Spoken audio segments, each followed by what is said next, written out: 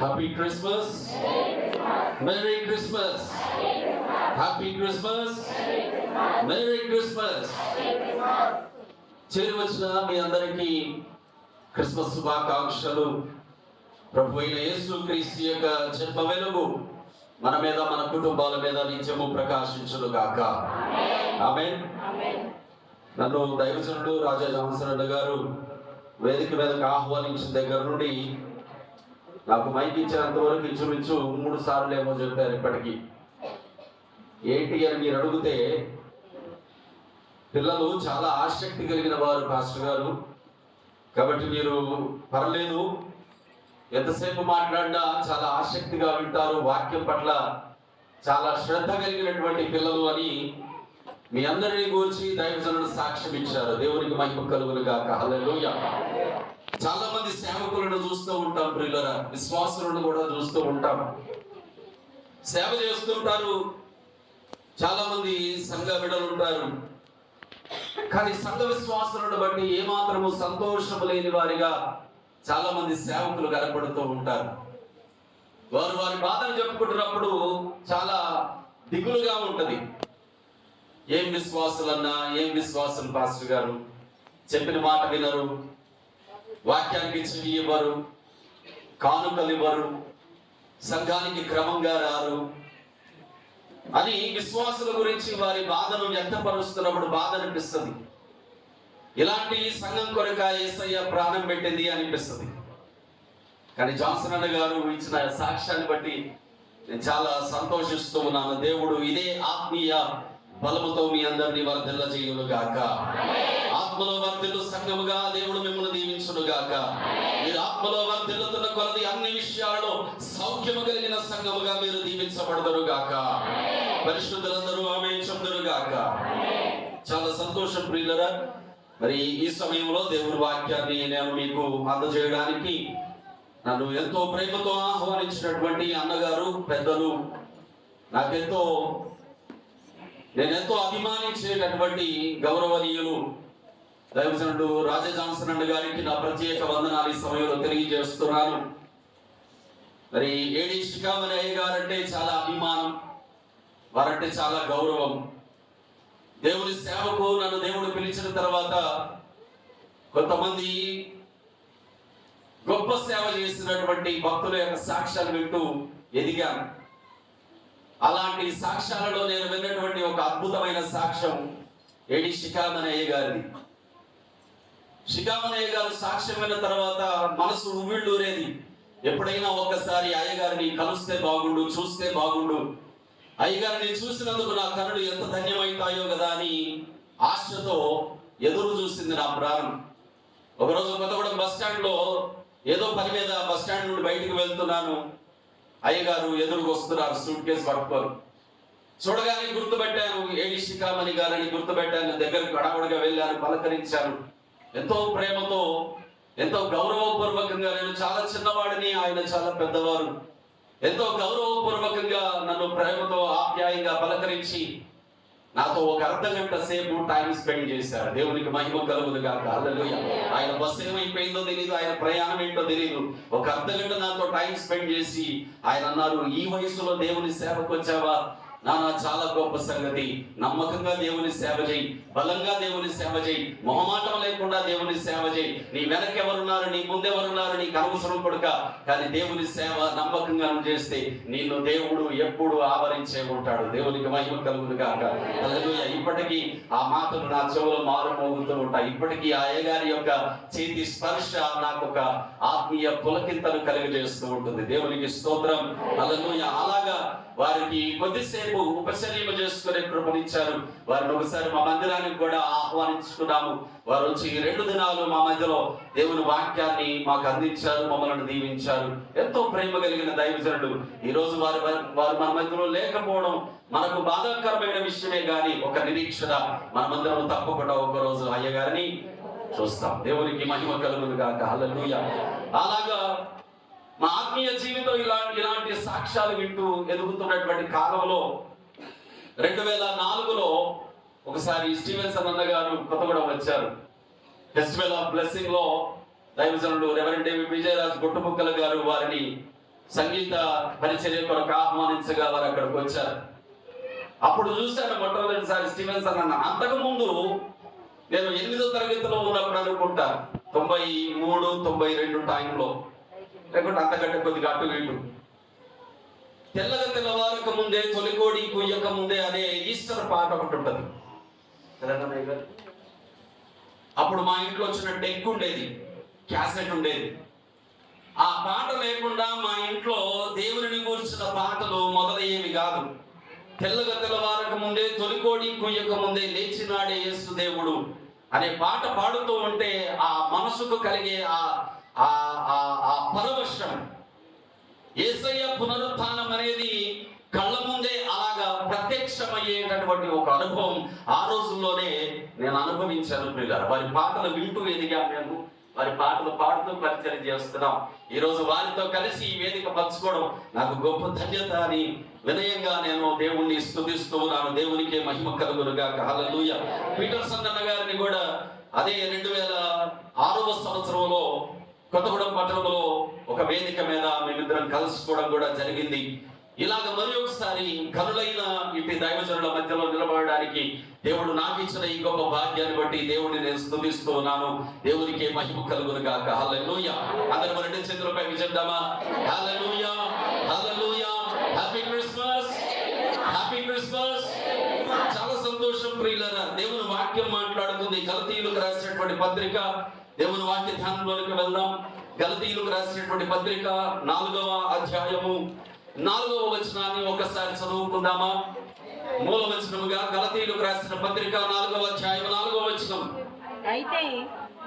అయితే కాలము సంపూర్ణమైనప్పుడు దేవుడు తన కుమారుని పంపెను. చాలండి, తరలో వచ్చండి, కళ్ళు మూసుకోనండి, చిన్న ప్రార్థన చేసుకుందాం.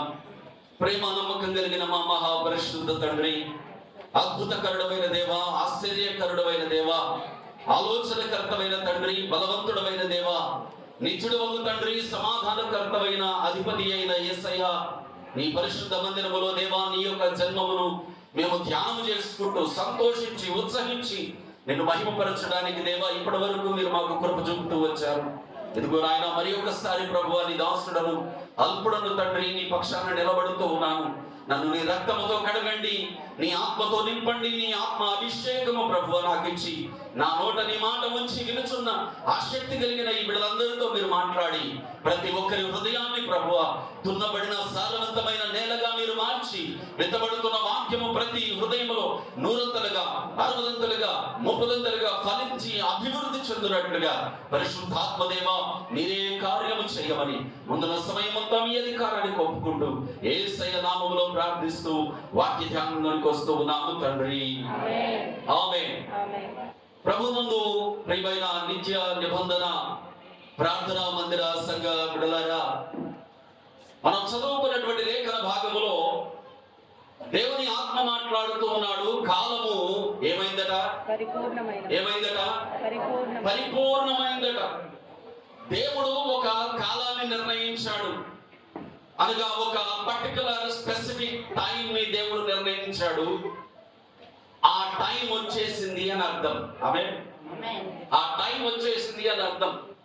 ఎప్పుడైతే ఆ టైం వచ్చిందో ఇక దేవుడు ఆగలేదట ప్రియులారా. ఏం చేశాడు? తన కుమారుణ్ణి ఈ లోకంలోనికి పంపించాడు. దేవునికి మహిమ కలుగునుగాక. హల్లెలూయా. ఆయన ఎప్పుడు వచ్చాడు, ఎక్కడ పుట్టాడు, ఎలాగ పుట్టాడు, ఆయన పుట్టినప్పుడు ఏం జరిగింది, ఆయనను చూడడానికి ఎవరు వచ్చారు, ఏమేమి కార్యాలు జరిగాయి, అన్ని మనము ఎన్నో క్రిస్మస్ సందేశాలలో వింటూనే వస్తూ ఉన్నాము. కానీ ఈ రోజు కొద్ది నిమిషాలు ఒక ప్రత్యేకమైన వాక్య సందేశాన్ని మనం విందాం. ఎన్నో క్రిస్మస్ సందేశాలు ఇచ్చారు, కానీ ఈ రోజు ఇక్కడ ప్రకటిస్తున్న ఈ వాక్య సందేశం మొట్టమొదటిసారిగా దేవుడు నాకు బయలుపరిచిన నూతన ప్రత్యక్షత ప్రియులారా. ఎందుకు అనగా మీరందరూ వాక్యం పట్ల ఎంతో ఆసక్తి గలవారు గనక. దేవునికి మహిమ కలుగును గాక. హల్లెలూయా. చాలా జాగ్రత్తగా దేవుని మాటలు వింటూ రండి ప్రియులారా. కాలము సంపూర్ణమైంది, లేక కాలము పరిపూర్ణమైంది. దేవుడు తన కుమారుని ఈ లోకంలోనికి పంపించాడట. ఏ కాలమో మనకు అర్థం కావాలి అంటే, నా జీవితంలో ఒక చిన్న సాక్ష్యం మీకు చెబుతాను. ఇప్పుడు నేను అశ్వారావుపేటకు వచ్చాను. అశ్వారావుపేటతో నా జీవితానికి ఒక చిన్న ముడి ఉంది ప్రియులారా. దేవుడు ఈ రోజు ఎందుకు ఇక్కడికి నడిపించాడో దేవుని ఉద్దేశం ఎంత గొప్పదో, ఎంత ఉన్నతమైనదో దానిని ఊహించినప్పుడు, దానిని అర్థం చేసుకున్నప్పుడు ఎంతో సంతోషాన్ని కలిగిస్తుంది. 2003వ సంవత్సరంలో అర్ధరాత్రి వేళ తప్పదాగి జంగారెడ్డిగూడెం వెళ్దామని చెప్పి ప్రయాణం చేసి వెళ్తున్నాం. 2003వ సంవత్సరంలో ఫుల్లుగా తాగాము. వెహికల్లో వెళ్తున్నాం మేము ఫ్రెండ్స్ అందరం కలిసి. వెళ్తూ మేము పాల్వంచ నుండి దమ్మపేట రావాలి. మధ్యలో ఒక గ్రామం ఉంది. ఆ గ్రామం పేరు చెబితే ఇప్పుడు బాగోదేమో. ఒక గ్రామం ఉంది. ఆ గ్రామం దగ్గర ఇంకొంచెం తాగుదామని ఆగాము. తాగి అయిపోయిన తర్వాత వచ్చే ముందు ఒకరితో మాకు గొడవ అయింది.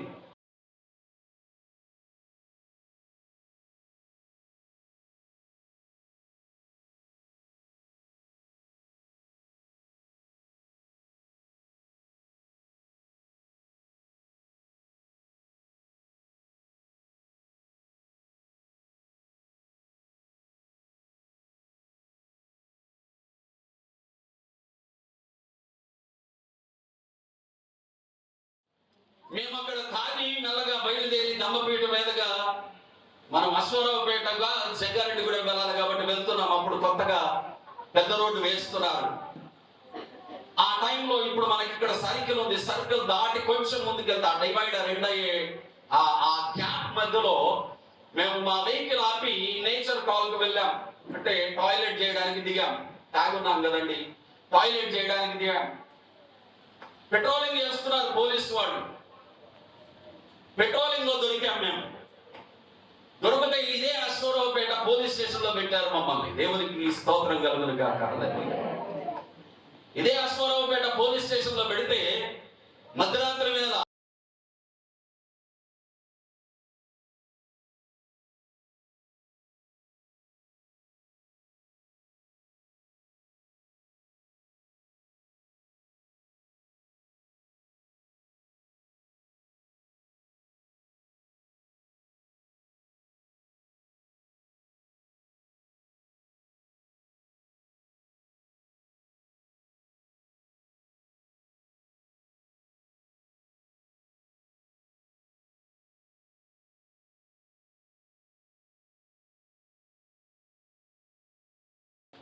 అంతా అయిపోయిందా? వదిలిపెడతాడా అంటే వదిలిపెట్టాడు. ఇప్పుడు మమ్మల్ని నక్సలైట్లు అంటున్నాడు ఆయన. ఎవరట? మేము నక్సలైట్ అట.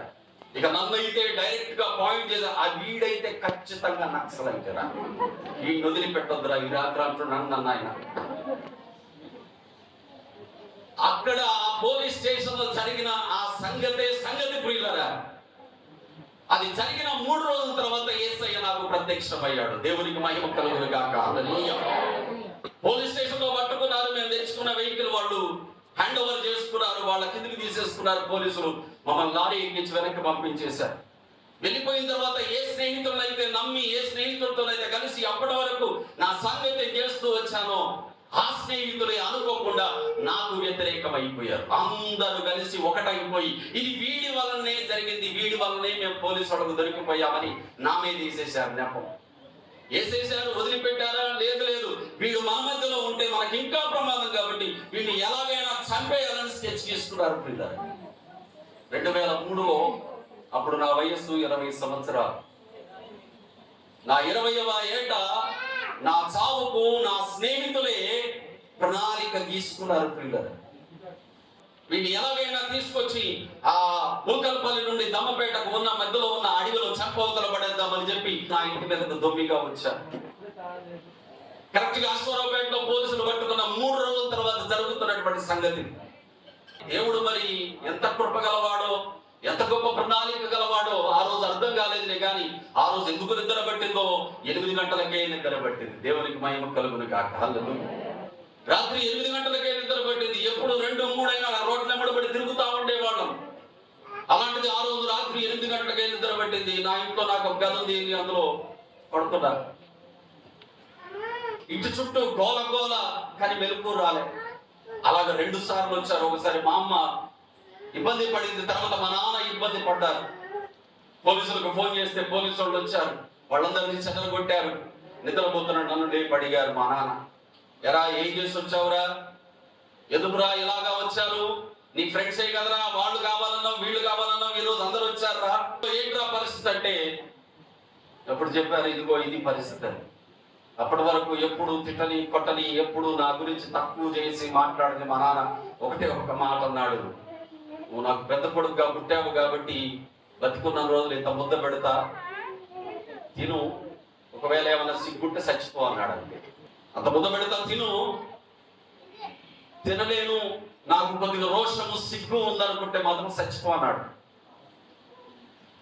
మా అమ్మ మంచి భక్తి పరురాలు, ఎన్నో సంవత్సరాలు నేను రక్షణ పొందాలి అని యేసయ్య ఒక్కసారైనా నన్ను దర్శించకపోవడాన్ని నా కోసం ఎంతగానో ప్రార్థన చేసి దేవుని దగ్గర ప్రతిరోజు మానక తన 2 చేతులు దేవుని సింహాసనం వైపుకెత్తి ఎలుగెత్తి దేవునికి మొరపెట్టి అడుగుతూ వచ్చిన నా తల్లి ఆ రోజు నన్ను చూసి అన్నది, నా దృష్టిలో నువ్వు చచ్చిపోయావురా అన్నది. ఎన్నో సంవత్సరాలుగా ప్రార్థన చేస్తూ వస్తుంది నా కన్న తల్లి. కానీ ఆ పరిస్థితి చూసి నా మీద హోప్స్ వదిలేసి చివరికి నా తల్లి అన్న మాట, నువ్వు నా దృష్టిలో చచ్చిపోయావురా అన్నది. ఇప్పుడు చెప్పండి ఎలా ఉంటుంది పరిస్థితి? ఒక పక్క 3 రోజుల ముందేమో ఇలాంటి పరిస్థితి ఏర్పడింది. ఏ స్నేహితులు అయితే ఉంటారనుకున్నానో అదే స్నేహితులు ఒక్కడు కూడా లేకుండా అందరూ నాకు వ్యతిరేకమైపోయారు. ఏ తల్లిదండ్రులు అయితే ఉంటారు అనుకుంటామో అదే తల్లిదండ్రులు నువ్వు బ్రతికినా ఒకటే, చచ్చినా ఒకటే, చచ్చిపో అని సలహా ఇచ్చారు.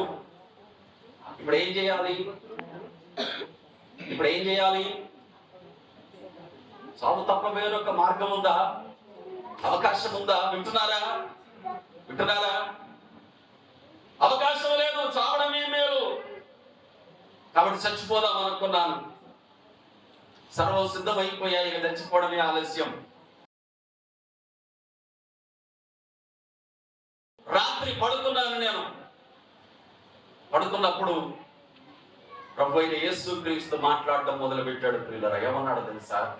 నీ తల్లి గర్భములో నీవు పిండముగా రూపించబడక మునిపే నా కన్ను నిన్ను చూసింది. నేను నిన్ను ప్రేమిస్తున్నాను. నీవు నాకు నీ జీవితాన్ని ఇస్తే ఈ రోజు నుండి నా సేవకులుగా నిన్ను వాడుకుంటాను అన్నాడు. దేవునికి మహిమ కలుగును గాక. ఆ మాట యేసయ్య అనగానే గుండెలు అదిరిపోయాయి. ఏమైతుందో అర్థం కావట్లేదు. ఒక్కసారిగా లేచాను, మోకాళ్ళు వేసాను. నాకు తెలవకుండానే మోకాళ్ళు పడ్డాయి. 2 చేతులు జోడించాను, ప్రార్థన చేయడం మొదలు పెట్టాను. యేసయ్యా, నువ్వేనా నాకు వినబడింది అంటే అప్పుడు యేసయ్య అన్నాడు, నిర్గమకాండం 13వ అధ్యాయములో ఉన్న లేఖను తర్వాత చదువుతుంటే తెలిసింది. అప్పుడు తెలవలేదు ఈ లేఖన భాగం బైబిల్ గ్రంథంలో ఉందని. యేసయ్య అన్నాడు, నీ తల్లి గర్భములో నుండి జ్యేష్ఠుడిగా నిన్ను తీసుకొచ్చింది నేనే. జ్యేష్ఠత్వము నాది.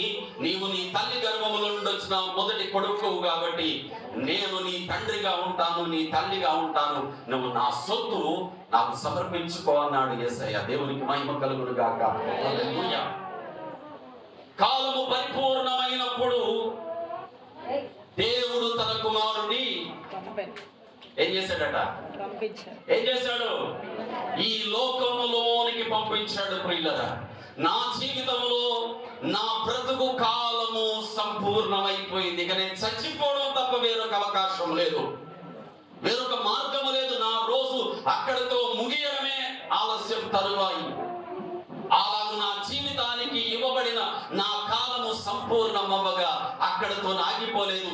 ఇంకా జీవితం ఉంది, పదం నేను నడిపిస్తానని యేసయ్య పరలోకము నుండి నా జీవితంలోనికి వచ్చాడు. ప్రియులరా, యేసయ్య పరలోకాన్ని విడిచిపెట్టి నాలోన నూతనంగా పుట్టాడు. ఎవరు క్రీస్తు నందుంటే వాడు నూతన సృష్టి అని కొరింథీయులకు రాసిన 2వ పత్రిక 5వ అధ్యాయం 17వ వచనములో లేఖనము మాట్లాడుతూ ఉండగా యేసయ్య నన్ను నూతన సృష్టిగా మార్చాడు. ఈ లేఖన భాగాన్ని చదివినప్పుడల్లా నాకు ఎంతో సంతోషమో. ఎందుకు సంతోషమో చెప్పనా? యేసయ్య ఈ భూమి మీద పుట్టాడని సంతోషమైన అంతకంటే మించిన సంతోషం ఆ రోజు యేసయ్య నా జీవితాన్ని, నన్ను, నా దినములను పొడిగించడానికి నాలో పుట్టాడు. ఈ రోజు ఈ వాక్య సందేశం వింటున్న నా ప్రియ సహోదరి సహోదరుడా, ఎక్కడో కొత్తగూడెంలో ఉన్నవాడిని ఎక్కడో అశ్వరావుపేటలోకి తీసుకొచ్చి అశ్వరావుపేటలో ఉన్న పోలీసులకు పట్టించి అక్కడి నుండి నా హృదయం మారినట్లుగా తన ప్రణాళిక కార్యాన్ని జరిగించి నన్ను మార్చి తన సేవకునిగా చేసుకున్న నా ప్రభు అయిన యేసుక్రీస్తు ఇదే అశ్వరావుపేటలో పుట్టి పెరిగినటువంటి నీ జీవితంలో నిజంగా పుట్టాడా? నీలో నిజంగా యేసయ్య ఉన్నాడా? ఒక్కసారి స్వవిమర్శ చేసుకో. క్రిస్మస్ అంటే ఏంటి? కొత్త బట్టలు, పిండి వంటలు, ఆర్భాటాలు, పాటలు, డాన్సులు, వాక్య సందేశము, కానుకలు, ఇతర కార్యక్రమాల. క్రిస్మస్ అంటే యేసు పుట్టడము కదా, అవునా కాదా? యేసయ్య పుట్టడమే క్రిస్మస్ కదా. క్రిస్మస్ ని వ్యావహారికంగా, భౌతికంగా ఏదో మనుషులకు కనబడినట్లుగా చేస్తున్నటువంటి నా ప్రియ సహోదరి సహోదరుడా, యేసయ్య నీలో పుట్టిన క్రిస్మస్ ఎప్పుడైనా చేసుకున్నావా? దేవుని వాక్యం అంటుంది ప్రియులారా, కాలము సంపూర్ణమైనప్పుడు దేవుడు తన కుమారుని ఈ లోకంలోనికి పంపించాడు. ఎందుకు పంపించాడో చెప్పనా? 3 సంగతులు చెప్పి ముగించేస్తాను. ఇంకా 15 నిమిషాలు టైం నాకుంది. ఆ 15 నిమిషాల్లో ఈ 3 సంగతులు దేవుని ఆత్మ, ఇది మొదటిసారి ఈ సంగతులు మాట్లాడడం అని చెప్పాను కదా, ఆ సంగతులను చెప్పి ముగించడానికి ప్రయత్నం చేస్తాను. ఎందుకు దేవుడు యేసయ్యను ఈ లోకంలోనికి పంపించాడు? అందులో మొట్టమొదటి కారణం ప్రియులారా, యోహాను సువార్త 3వ అధ్యాయము 16వ వచనాన్ని ఒకసారి చదువుదామా? బైబిల్ తెలుస్తుంది దయచేసి. యోహాను సువార్త 3వ అధ్యాయం 16వ వచనం. దేవుడు లోకమును ఎంతో ప్రేమించెను, కాగా ఆయన తన అద్వితీయ కుమారుడిగా పుట్టిన వారి యందు విశ్వాసముంచువాడు నశించక నిత్య జీవము పొందునట్లుగా ఆయనను అనుగ్రహించెను. దేవునికి మహిమ కలుగును గాక. Hallelujah. Happy Christmas, merry Christmas, happy Christmas. నాతో ఉన్నారా? అర్థమవుతుందా? దేవుడు లోకమును ఎంతో ప్రేమించాడట. ఒకరోజు ఒక యవనస్తుడు నన్ను అడుగుతున్నాడు, అన్నయ్య, లోకాన్ని ప్రేమించొద్దు, లోకంతో స్నేహం చేయొద్దని వాక్యం చెబుతుంది, బాగానే ఉందిలే కానీ మరి దేవుడు కూడా లోకాన్ని ఎంతో ప్రేమించాడని అదే వాక్యం చెబుతుందిగా అన్నాడు. దేవుడు లోకమును ఎంతో ప్రేమించాడు కాబట్టి మనం లోకాన్ని ఎందుకు ప్రేమించకూడదు అని అడిగాడు నన్ను. అప్పుడు నేనన్నాను, దేవుడు లోకాన్ని ప్రేమించడం అంటే పాపమయమైపోయిన లోకం కొరకు తన ప్రాణమును భయంకరమైన బలియాగముగా అర్పించడము. ప్రియ తమ్ముడా, దేవుడు లోకాన్ని ప్రేమించడం వెనక బలియాగం అనే గొప్ప కార్యం ఉంది. మరి నువ్వు లోకాన్ని ప్రేమిస్తున్నావు, యేసయ్యలాగా చచ్చిపోగలవా అని అడిగాను. ఎవరిలాగా? యేసయ్యలాగా చచ్చిపోగలవా అని అడిగాను. వద్దులే, దేవుడు ప్రేమించేది దేవునికి వదిలేద్దాం, నేను దేవునికి లోబడి ఉండడానికి ఇష్టపడతాను అన్నాడు. దేవునికి మహిమ కలుగును గాక. హల్లెలూయా. దేవుడు లోకాన్ని ఎంతో ప్రేమించాడు. ఎంత ప్రేమించావు దేవా, దానిని వర్ణించలేం ప్రియుల, దానిని వివరించలేదు. దేవుడు కూడా దానిని వివరించలేకపోయాడు కనుక ఆత్మదేవుడు రాయిస్తున్నాడు. ఎంతో ఎంతో ప్రేమించాడు. ఎంత ప్రేమించాడు అంటే యేసయ్య ప్రేమలోనికి ఎవరైతే వస్తారో వారికి ఒక శుభవర్తమానం తెలియజేశాడు దేవుని దూత. అది మనం లూకాసు వార్త 2వ అధ్యాయంలో మనం చదువుకుంటాం ప్రియులరా. ఇదిగో భూమి మీద ఉన్న మనుషులందరికీ కలుగుతున్నటువంటి మహా సంతోషకరమైన శుభవర్తమానము అన్నాడు. ఆమేన్. మహా సంతోషకరమైన, సంతోషము అంటే ఒక ఎక్స్ప్రెషన్, ఒక భావ వ్యక్తీకరణ. సంతోషము అని అంటాం కానీ మహా అనే మాట వాడారు చూశారు. మహా అనగానే దానిని బిరుదు అంటాం. It's title. అదొక ఎక్స్ప్రెషన్ కాదు, అదొక టైటిల్. ఆ టైటిల్ ఎప్పుడు ఇస్తారు అంటే దానిని వర్ణించడానికి హద్దు లేనప్పుడు ఇలాంటి టైటిల్స్ పెడతారు. యేసయ్య యొక్క జన్మ వార్త ప్రపంచమంతటికి సంతోషకరమైన శుభవర్తమానం అయితే ఆ సంతోషకరమైన శుభవర్తమానము అది మహా అటపరిల్లరా. దేవునికి మహిమ కలుగును గాక. అది ఎంతో ఉన్నతమైనదట. ఎందుకు అంత ఉన్నతమైన సంతోషకర వర్తమానము అంటే దేవుడు లోకాన్ని ఎంతో ప్రేమించిన గడియ. దేవునికి మహిమ కలుగును గాక. హల్లెలూయా. దేవుడు లోకాన్ని ఎంతో ప్రేమించాడు ప్రియులారా. ఈ రోజు ఆ ప్రేమ ఎవరి కోసమో తెలుసా? ఈ రోజు ఆ ప్రేమ ఎవరి కోసమో తెలుసా? చదువుదామా దయచేసి తిమోతికి రాసినటువంటి మొదటి పత్రిక, తిమోతికి రాసిన మొదటి పత్రిక 1వ అధ్యాయము 15వ వచనాన్ని చదువుదామా? పాపులను రక్షించుటకు క్రీస్తు యేసు ఈ లోకములోనికి వచ్చెను. దేవునికి మహిమ కలుగును గాక. హల్లెలూయా. నా ప్రియ దేవుని బిడ్డలారా, ఏ అవతారమైనా, ఏ దైవ పుట్టుకైనా ఈ రోజు నేను దేవుణ్ణి, నేను ఇది, నేను అది అని చెప్పుకొని పుట్టిన వారు ఎవరైనా ఫలానా కారణముతోని ఈ లోకంలోకి వచ్చాను అని చెబుతారు కానీ నేను పాపుల కొరకు నా ప్రాణం పెట్టడానికి పుట్టానని ఎవరైనా చెప్పగా విన్నామా ఎప్పుడైనా? అక్కడ ఒక అవతారం, ఇక్కడ ఒక అవతారం అని చూస్తున్నాంగా. ఎన్నో అవతారాలు వచ్చాయి, ఎన్నో అవతారాలు వెళ్ళిపోయాయని వింటున్నాంగా.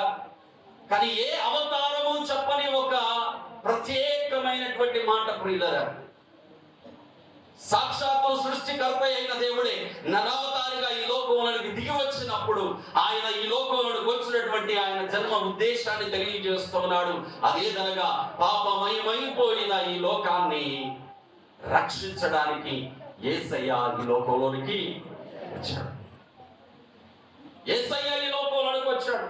ఆయన ఈ లోకంలోనికి రావడానికి గల కారణం ఏమనగా ఆయన ఈ లోకాన్ని ఎంతో ప్రేమించాడు. లోకం అంటే ఎవరండి? గురజాడ గారు పాడారుగా, లోకమంటే మట్టి కాదోయ్, లోకమంటే మనుషులోయ్ అన్నాడు. అవునా?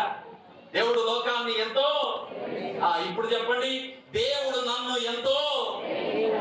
చేతులున్నాయా? గుండుందా? గుండె మీద పెట్టుకుందాం ప్లీజ్. తమ్ముడు, మీ వయసులో ఉన్నప్పుడు నేను 2 సంఘాలు కట్టాను. తమ్ముడు, మీ వయసులో ఉన్నప్పుడు నేను 2 సంఘాలు కట్టాను. గుండె మీద చేసుకోండి. కరెక్ట్, వెరీ గుడ్, శభాష్. నన్ను యేసయ్య ప్రేమిస్తున్నాడు. నన్ను యేసయ్య ప్రేమిస్తున్నాడు. నిజంగా పులకరిస్తే నీవు ధన్యుడవు, ధన్యురాలవే. దేవునికి మహిమ కలుగునుగాక. దేవుడు నిన్ను ప్రేమించాడు. తన ప్రాణం పెట్టినంతగా నిన్ను ప్రేమించాడు. ప్రాణం పెట్టడానికే ఈ లోకంలో జన్మించాడు. కాలము పరిపూర్ణమైనప్పుడు జన్మించాడు. నీ జీవితంలో ఇంకా టైం ఉందనుకుంటున్నావా? ఈ జీవం ఏ పాటిది? ఇంతలో కనబడి అంతలో మాయమయ్యే ఆవిరి వంటిది. మా అమ్మ ఆరోగ్యం కొరకు ఎక్కువ శ్రద్ధ. మా అమ్మకి ఒక్కరోజు ఉన్నది ఉన్నట్టు కుప్పకూలిపోయింది. కరెక్ట్గా 1 నెల రోజులు మంచం మీద ఉంది. చేయగలిగినంత చేశాము, కానీ దేవుడు తీసేసుకున్నాడు. ఈ జీవం ఏ పాటిది? ఈ జీవం ఏ పాటిది? ఎంతప్పుడా ఈ జీవం ఏ పాటిది? ఇంతలో కనబడి అంతలో మాయమయ్యే ఆవిరి వంటిదేగా. ఆవిరి వంటి ఈ జీవితంలో ఏదో సంపాదించాలి, ఏదో కూడబెట్టుకోవాలి, ఏదో పొందుకోవాలి, ఏదో నెత్తి మీద మోసుకోవాలి. ఎంత ప్రాకులాటో, ఎంత ప్రయాసో, ఎంత గింజులాటో. ఎంత గింజుకున్నా అనుకున్నది జరగదే. ఎంత ప్రయాసపడినా కావాల్సింది దొరకదే. ఎంత ఆరాటపడినా తృప్తి లేదే. ఎందుకు తృప్తి లేదు అనగా నీ జీవితంలో యేసయ్య లేడేమో. నీ జీవితంలో యేసయ్య లేడేమో.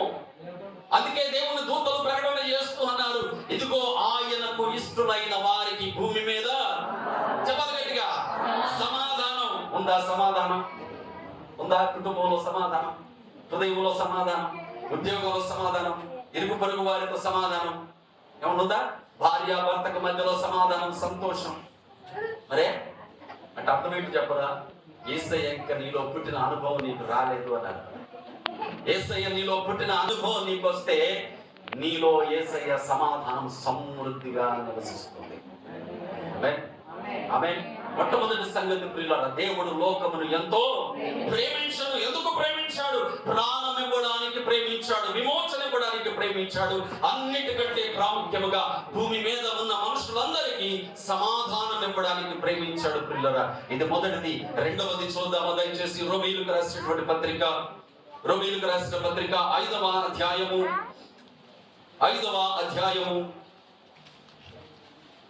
11వ వచనాన్ని చదువుదామా?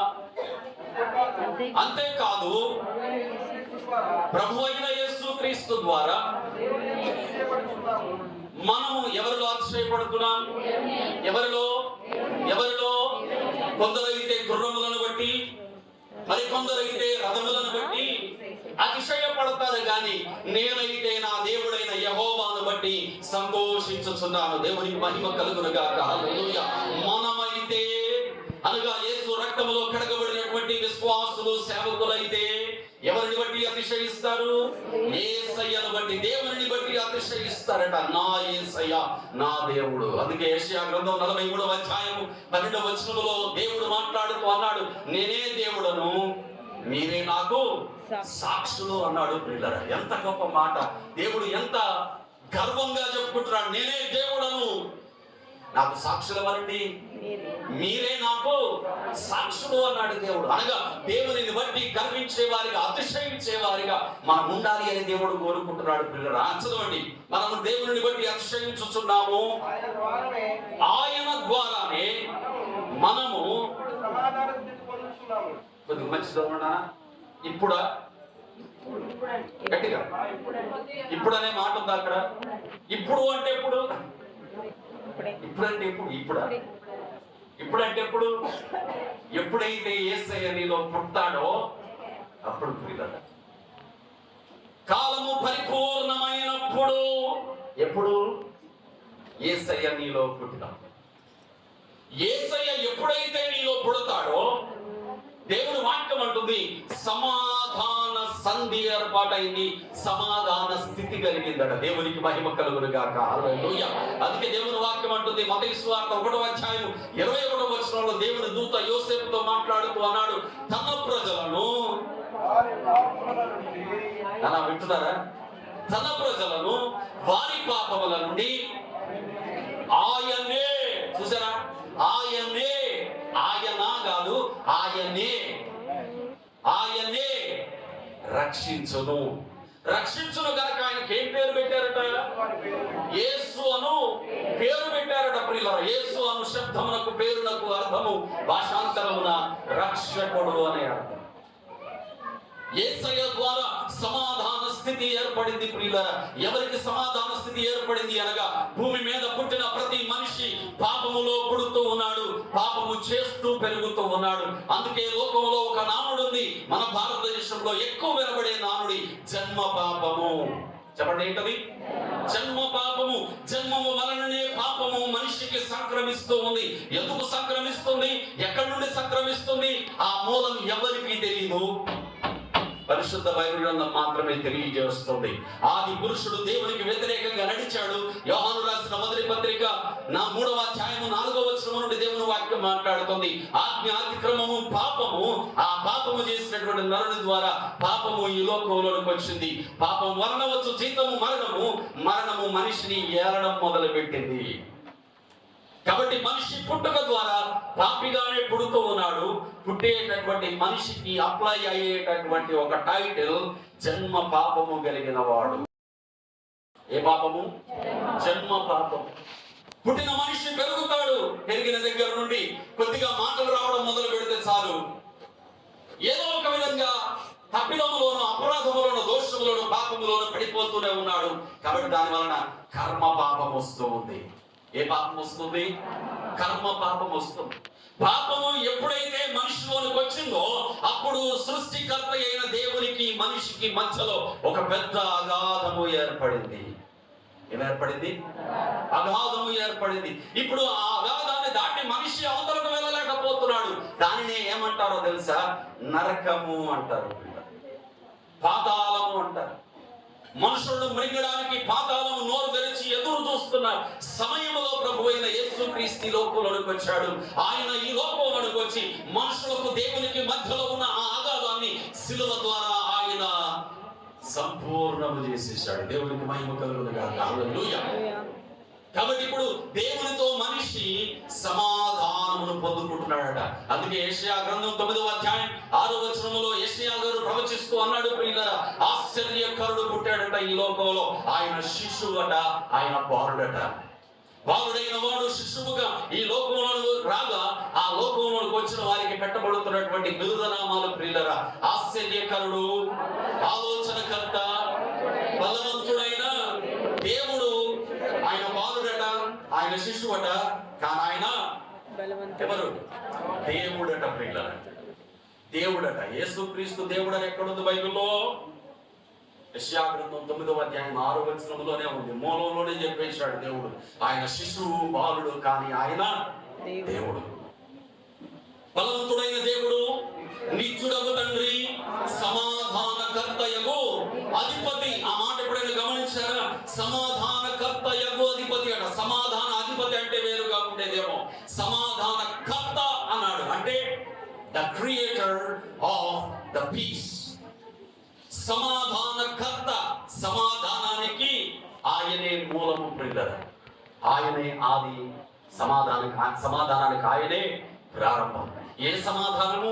మనుషులకు దేవునికి మధ్యలో ఏర్పడినటువంటి అగాధాన్ని మూసివేసిన సమాధానం. అందుకే దేవుని వాక్యం అంటుంది, ఇప్పుడు మనము ధైర్యంగా దేవుని దగ్గరకు చేరగలమట. దేవునికి స్తోత్రం కలుగును గాక. హల్లెలూయా. అది ఎవరి ద్వారా? యేసయ్య మన కొరకు ఈ లోకంలో జన్మించడం ద్వారా. ఇది రెండవ సంగతి ప్రియులారా. మొదటి సంగతి, ఆయన లోకమును ఎంతో ప్రేమించాడు. ఆ ప్రేమ నీలో సంపూర్ణమవ్వాలి అంటే ఆయన నీలో జన్మించిన అనుభవం నీకు రావాలి. రెండవది, ఆయన సమాధానాన్ని కలుగజేశాడు. ఏ సమాధానము? నీకు నీ సృష్టికర్తకు మధ్యలో ఉన్నటువంటి అగాధాన్ని తీసివేసిన, తుడిచివేసిన సమాధానం. ఆ సమాధానాన్ని నీవు అనుభవించాలి అంటే యేసయ్య నీలో వ్యక్తిగతంగా జన్మించిన అనుభవం నీకు రావాలి. రెండవది ప్రియులరా. మూడవది, ఆఖరిది, చాలా విశేషమైనది, ప్రత్యేకమైనది. చదువుదాం ఒకసారి. హెబ్రీయులకు రాసినటువంటి పత్రిక 2వ అధ్యాయము 14వ వచనాన్ని చదువుతారా దయచేసి? కాబట్టి ఆ పిల్లలు అంటే పాపము వలన పట్టబడి సాతాను యొక్క కోరలలో చిక్కుకొనిపోయి నరకపాత్రమైన జీవితాలలోనికి వెళ్ళిపోయినటువంటి, బంధించబడినటువంటి ఆ పిల్లలు అనగా భూమి మీద ఉన్న సమస్త మానవాళి అనే అర్థం. పిల్లలు, ఆ పిల్లలు ఏమయ్యారట? రక్తమాంసములు గలవారైనందున ఆ ప్రకారమే మరణము యొక్క బలము గలవానిని అనగా అపవాదిని మరణము ద్వారా నశింపజేయుటకును జీవిత కాలమంతయు మరణ భయము చేత దాస్యమునకు లోబడిన వారిని విడిపించుటకును ఆయన కూడా రక్త మాంసములలో పాలివాడాయను. దేవునికి స్తోత్రం, దేవునికి స్తోత్రం. హల్లెలూయా. గమనించండి ప్రియా దేవుని బిడ్డలారా, దేవుని వాక్యం అంటుంది, యేసయ్య ఈ లోకంలో ఎందుకు జన్మించాడో చెప్పనా? యేసయ్య శక్తిమంతుడు కదా, ఆయనకు అసాధ్యమైంది ఏదీ లేదు కదా. ఆయన మాట ద్వారా శూన్యము నుండి సమస్తము కలిగింది కదా.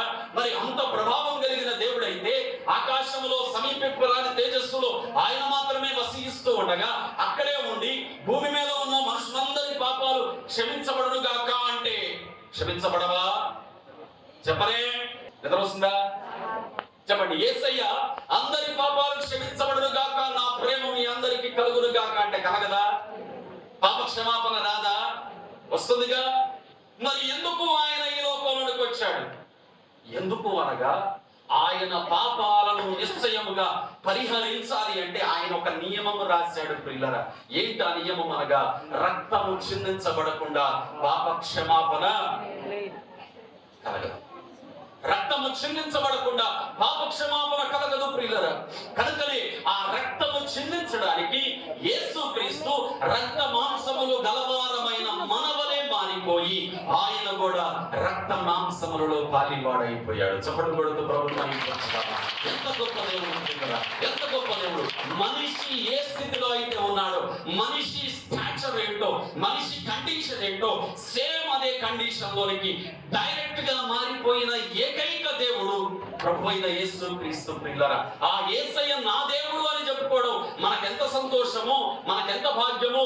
ఆ దేవుడు ఈ రోజు నా కోసం ఈ లోకంలో పుట్టాడు అని మనం ఎంత ఆర్భాటంగా చెప్పుకుంటున్నామో అంతకంటే సంతోషకరమైన వర్తమానం ఏంటో తెలుసా? ఆయన నీలో పుట్టడమే. పుట్టాడు అని నేను చెప్పలేను, ఎందుకంటే అది నువ్వు వ్యక్తిగతంగా ఇవ్వవలసిన సాక్ష్యం. నేను నీ గురించి చెప్పాల్సింది కాదు. 100 చెబుతా నీ గురించి. జాన్సన్ అన్న చెప్పంటే 100 చెబుతారు కదా. ఎన్నైనా సాక్ష్యాలు చెబుతారు, ఇదిగో మీరు ఇలాగ. కానీ మీరు మాత్రమే వ్యక్తిగతంగా చెప్పగలిగిన ఒకే ఒక్క సాక్ష్యం, యేసయ్య నాలో పుట్టాడు. ఆయన నీలో పుట్టడానికి ఆయన రక్తమాంసములలో పాలివాడైపోయాడు. నా ప్రియ సంగమా, ఆయన ప్రేమించాడు, ఆయన సమాధానాన్ని ఏర్పరిచాడు. ఆయన నీ వంటి ఒక మనిషిగా ఆయన మారిపోయాడు. ఇంకేం చేయాలి ఆయన నీ కోసం, నా కోసం? ఇంకేం చేయాలి ఆయన భూమి మీద ఉన్న మనుషులందరి కోసం? ఆయన ఈ లోకంలో పుట్టడమే ఒక ఆశ్చర్యం, అదొక అద్భుతం. ఆ అద్భుతం ఏంటో ఇప్పుడు మనం నేర్చుకున్నాం ప్రియులారా. మరి అంత అద్భుతకరుడైనటువంటి, ఆశ్చర్యకరుడైనటువంటి యేసయ్యను నీ జీవితంలో కలిగి ఉంటే ఎంత ధన్యత, ఎంత భాగ్యము, ఎంత సంతోషము, ఎంత సమాధానము. దానిని మాటలతో వర్ణించగలమా అంటే వర్ణించలేము. ఆ సంతోషము వెనక చచ్చిపోతామన్న భయం కూడా నిలబడలేదు ప్రియులారా.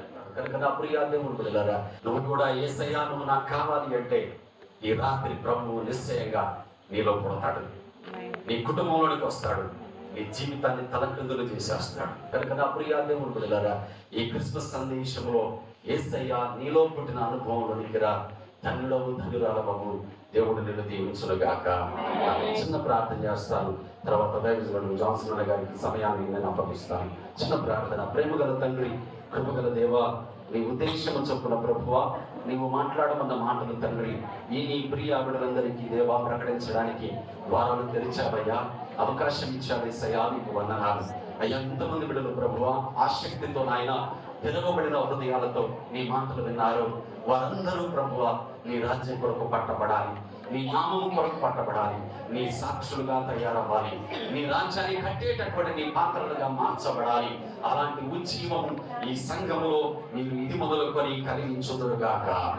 ఈ గొప్ప కార్యాలు జరిగించమని నీ జన్మము మాటన ఉన్న ప్రతి ఉద్దేశము అనువనువున అనుభవిస్తున్నటువంటి సంఘముగా ఈ నిత్య నిబంధన ప్రార్థనా మందిర సంఘము నీ రాకడ వరకు కొనసాగునుగాక. కృపదయ చేయమని మహిమ చెల్లిస్తూ యేసయ్య నామములో ప్రార్థిస్తూ ఈ మనవులని వేడుతూ వాక్యాన్ని బట్టి కృతజ్ఞతలను సమర్పిస్తున్నాను తండ్రి. ఆమేన్.